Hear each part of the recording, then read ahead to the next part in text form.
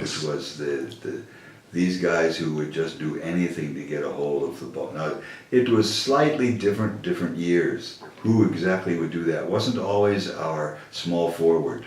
I mean, for example, in Taipane's years, it was Taipane himself. Okay. He was our big man, he was our center, but he was also the kid that would just dive anywhere. I remember one game where we were playing at the university. I can't even remember who we were playing against, but it was a senior side of some kind. And I remember Taipane getting elbowed in the mouth and then pushed straight off the court. And he got up and there was some blood coming out, something like that. And he kind of looks down, wipes his mouth, and licks the blood off and everything. And then turns, hey, it's tough out there, coach. And went running back on the court with a smile on his face, blood coming out, smiling, coming out.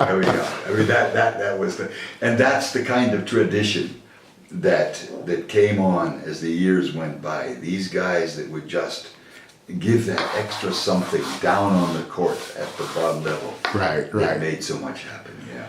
And so how was your last year at Hartzell, 1994, which for some of us was the worst year when you departed Hartzell to go to Hillcrest? How was that last year, and how was it for you to leave Hartzell to move to a new school? I'm sure there must have been some, tough, mental gymnastics there, leaving this big program you started to head off to new waters. As far as the basketball side is concerned, I would have loved to have stayed at Hartzell forever. I mean, I had such a great group of players there, year after year after year. They were just fantastic. We were starting at that time in the early 90s to have more and more trouble financially. And the thing that really attracted me over at Hillcrest was the ability to be able to do things I wanted to do, especially in the classroom. Right. My first couple of years there, I produced a book, and things of this type of thing, where basically the mimeographing machines and everything were just open to, and you could just do practically anything you wanted to do in order to produce the materials you wanted. And at Hartzell, it was very tight. Right. Really struggled to get even a piece of paper to be able to preserve it.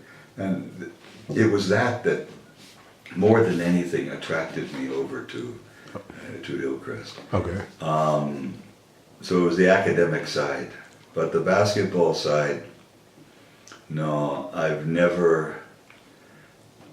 had a couple moments when Mbobo Kanjanda and Crunchy were leading the way with the Hillcrest team, and we had a couple moments up at like PE and Harare where we had major games that were very, very exciting and stuff.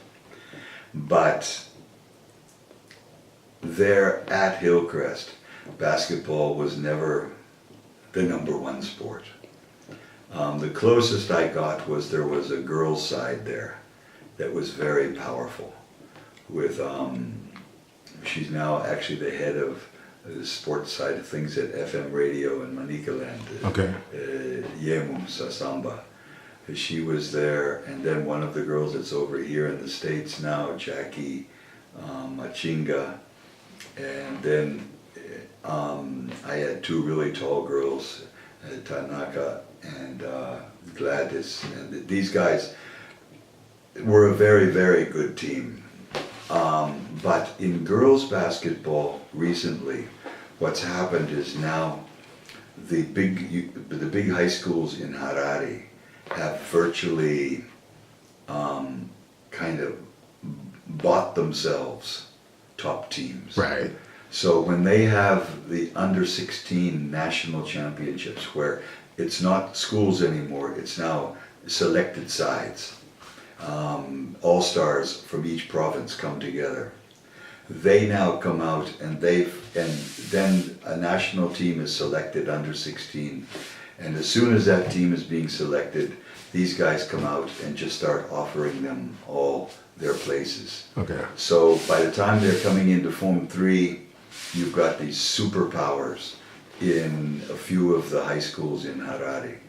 Now, we had one of those in Harare with Harare Girls High that was playing us. And we got beaten by 1 point by them. Wow. You know, and Wow. just, it was an incredibly exciting game. That one was exciting. But in general, other sports have taken the key. So anyway, it's been a great time.